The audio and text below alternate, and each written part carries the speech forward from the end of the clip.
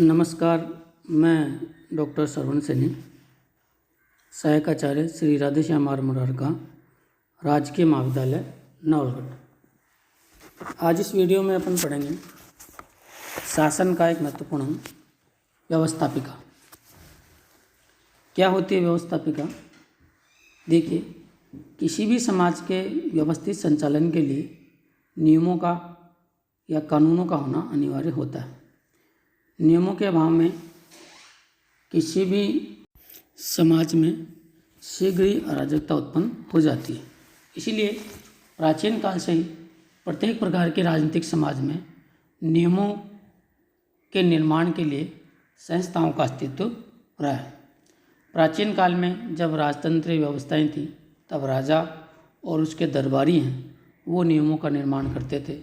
लेकिन आधुनिक लोकतांत्रिक व्यवस्थाओं में जनता के द्वारा निर्वाचित प्रतिनिधियों की संस्थाएं कानूनों का या नियमों का निर्माण करती है। इन्हीं संस्थाओं को सामान्यतः व्यवस्थापिका या संसद है वो कहा जाता है। दूसरे अर्थ में किसी एक निश्चित भूभाग से संबंधित राजनीतिक समाज के लिए जो संस्था कानूनों का निर्माण करने की वैध सत्ता रखती है, उसी संस्था को व्यवस्थापिका या संसद है वो कहा जाता है।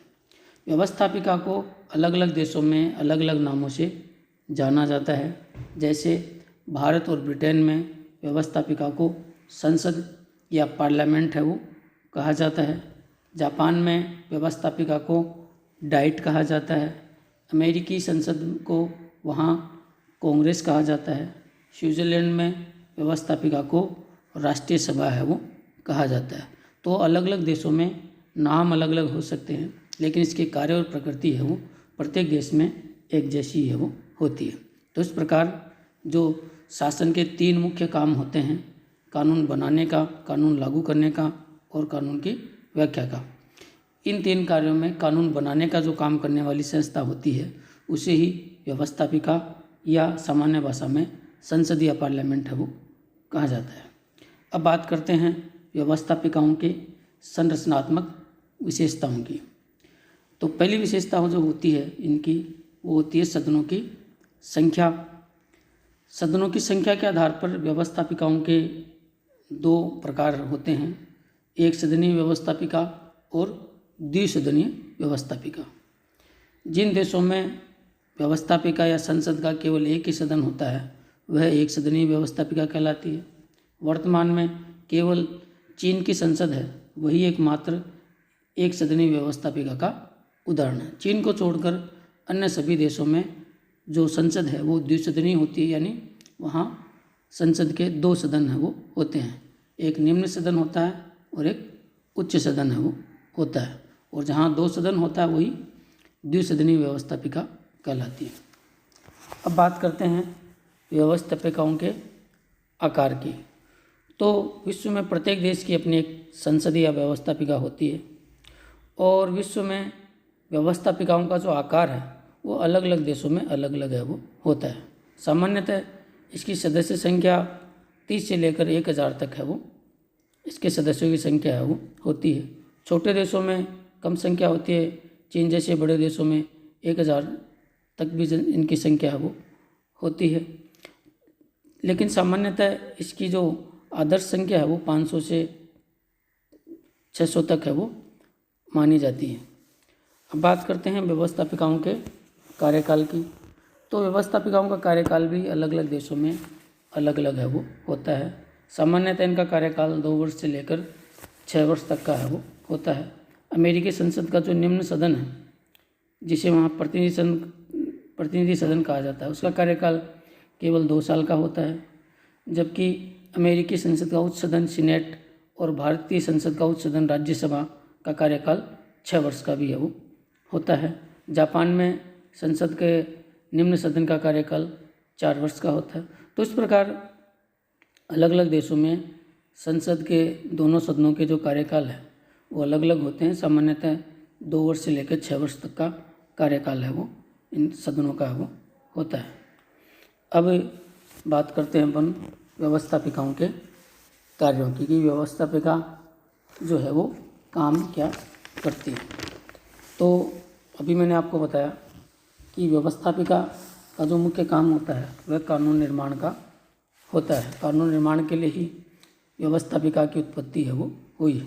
तो व्यवस्थापिका के कार्यों में उसका सर्वाधिक महत्वपूर्ण जो कार्य होता है वो होता है कानून निर्माण करने का।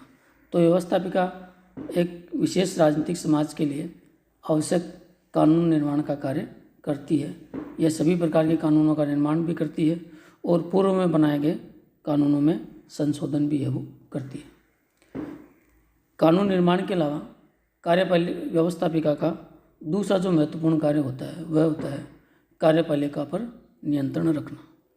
तो कानून निर्माण के अलावा प्रत्येक देश में व्यवस्थापिकाएं जो हैं वहाँ की कार्यपालिका पर नियंत्रण भी है वो रखती है। जिन देशों में संसदीय शासन प्रणाली होती है वहाँ व्यवस्थापिका का कार्यपालिका पर अधिक नियंत्रण होता है। वहाँ व्यवस्थापिका प्रश्न पूछकर, पूरक प्रश्न पूछकर, निंदा प्रस्ताव आदि के माध्यम से जो है वो कार्यपालिका पर नियंत्रण वो रखती है। इनके अलावा संसदीय व्यवस्थाओं में जो कार्य व्यवस्थापिका होती है वो अविश्वास प्रस्ताव के माध्यम से कार्यपालिका को पद से मुक्त भी है वो कर सकती है। तो इस प्रकार संसदीय व्यवस्थाओं में चूँकि कार्यपालिका व्यवस्थापिकाओं के प्रति उत्तरदायी होती है, इसलिए कार्यपालिका पूर्ण रूप से व्यवस्थापिकाओं से नियंत्रित है वो होती है। इसके अलावा जहाँ अध्यक्षीय व्यवस्था होती है वहाँ भी जो व्यवस्थापिका होती है वह अनेक साधनों के माध्यम से कार्यपालिका पर नियंत्रण है वो रखती है। जैसे अमेरिका में अध्यक्षीय प्रणाली है तो वहाँ जो है वहाँ की व्यवस्थापिका जिसे कांग्रेस कहा जाता है वह महाभियोग के द्वारा राष्ट्रपति को हटा भी सकती है। इसके अलावा राष्ट्रपति के द्वारा की गई नियुक्तियों और संधियों के अनुमोदन की शक्ति वहाँ व्यवस्थापिका को प्राप्त है। उनके माध्यम से व्यवस्थापिका जो है वो कार्यपालिका पर नियंत्रण रखती है। अगली शक्ति है वित्तीय शक्तियाँ। प्राय संपूर्ण जो राष्ट्रीय वित्त होता है उसका नियमन और नियंत्रण व्यवस्थापिका ही करती है। व्यवस्थापिका की अनुमति के बिना सरकार न तो राजकोष से एक पैसा निकाल सकती है और न ही कोई नया कर वसूल सकती है। इसके लिए प्राय हर देश की सरकारें आगामी वर्ष के आय और व्यय का लेखा यानी बजट तैयार करती है और व्यवस्थापिका ही उस बजट को पारित है वो करती है। तो इस प्रकार वित्तीय क्षेत्र में व्यवस्थापिका का सबसे महत्वपूर्ण कार्य होता है बजट को पारित करना। अब बात करते हैं न्यायिक क्षेत्र में। न्यायिक क्षेत्र में व्यवस्थापिकाएं हैं वो क्या कार्य करती हैं।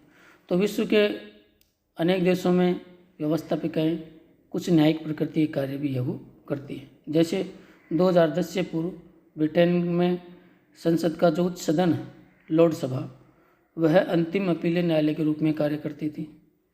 अमेरिका में राष्ट्रपति को हटाने के लिए जो महाभियोग लाया जाता है तब अमेरिका की संसद न्यायालय के रूप में कार्य करती है। तो ये महाभियोग एक न्यायिक प्रकृति का कार्य है वो होता है।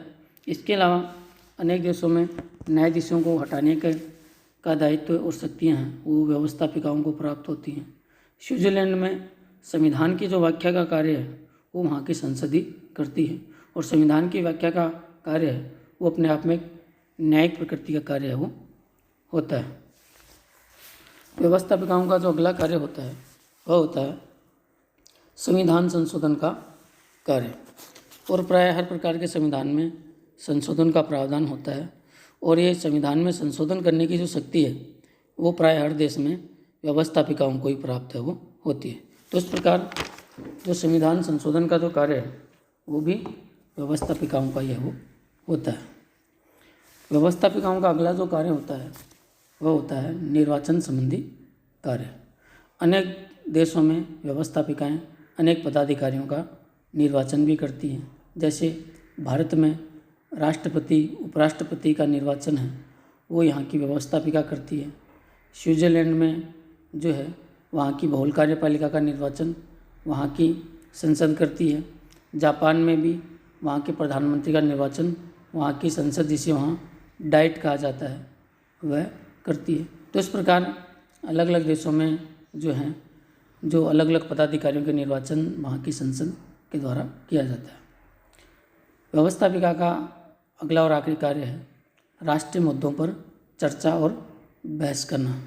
जब भी संसद के अधिवेशन होते हैं तो संसद अपने राष्ट्रीय मुद्दों और समस्याओं पर चर्चा करती है और उन चर्चा के माध्यम से उन समस्याओं के समाधान निकल कर आते हैं और उनके अनुसार ही फिर वो समाधान है वो किए जाते हैं।